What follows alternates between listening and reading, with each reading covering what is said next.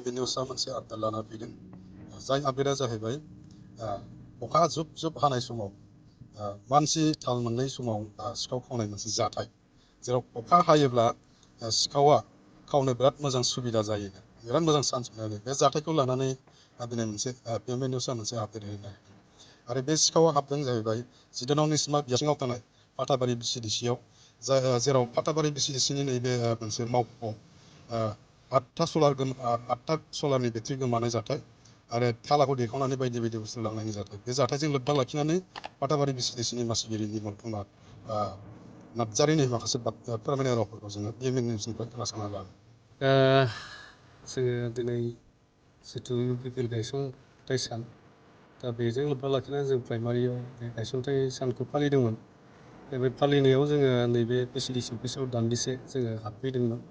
दा बेहाय जों हाबफैनायाव नुबाय जोंनि बिसिडिसि अफिसनि जिथु बावैसो दान मोनथामसोनि सिगां गभर्नमेन्टनिफ्राय जा बिसिडिसि अफिसाव सलार फिटिं खालामनानै होदोंमोन, बिसोर खामानि मोजां थाखाय। दा जोङो फैनानै नुबाय माने थांनाय मोनायाव बेटारि सलार बेटारि 8था दं, लोगोसे जोंना अफिसाव हरनाय जेरक्स मेसिन बेयो 70,000सोनि बेखौ थाला दैखांनानै लांदों आरो। जोङो खोब दुखुनांथाव बाथ्रा, दासिमाव जोंनाव खेबथाम जाबाय बे बिसिडिसि अफिसाव सिखाव हाबनाया। दा जायफोर बिथांमोना बेबायदि माने कारजखौ खालायदों, बिथांमोना बेबायदि खालायनाया जुक्ति नङा जों बेखौ सानदों। खारन बियो बेक्तिगत नङा, बियो रायजोनि थाखाय, रायजोनि मोजांनि थाखाय दिनै गभर्नमेन्टआ बेखौ होदों, दिनै बेखौ लांनाया बिराद अयनाय जादों। आरो जायफोर बिथांमोना लांदों, बिथांमोना जुदि जायगानिब्ला बा गोजाननि जा जिखुनु माने मोजाङै होफैब्ला जोङो खोब मोजां मोनगौ आरो खावलायदों। आरो बिथांमोना जुदि होफैयाब्ला, बिथांमोनखौ जुदि जोङो हमनो मोनोब्ला जों बिसोरखौ आयेननि बेब'स्था लानाय जागोन।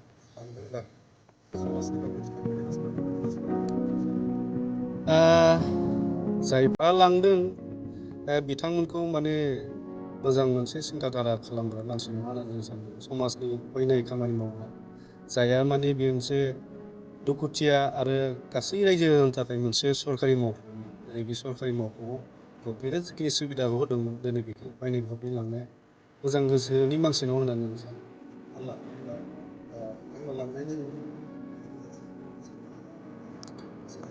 बेखौ आं अलरेडि आइसिनो मुसाहारि बिथांनो जनायहरबाय। बिथाङा कमप्लेन होनो थिनदों। बेखौ जोङो दान्दिसे उनाव जोङो सावरायनाय जागोन।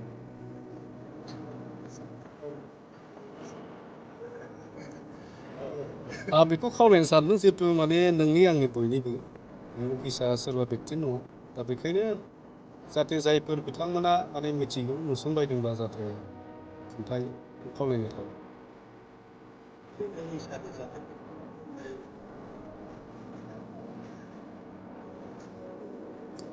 बिसायख'थिया खाथि फैगौ, थ' बेबायदि थानो नांगौ। आं डाइरेक्टलि आं थांखिखौ बुंनोसै, जितु माने बावैसो सानफोरनि उनाव बिसायख'थिया सोरबा असिला लानानै खालायदोंमोन जानो हागौ। जोंनि सोरबा बुजियो।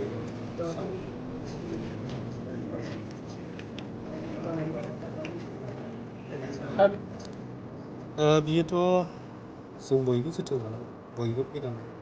बेहाय सरकारि माखासे खामानि सोलियो, जाय खामानि मावो सोरबा सुबुङा माने बेहाय सहाय मोनो, सोरबा धोनि मानसियाबो गोनांथि जायोब्ला फैनानै गावनि गोनांथिखौ लानो हायो।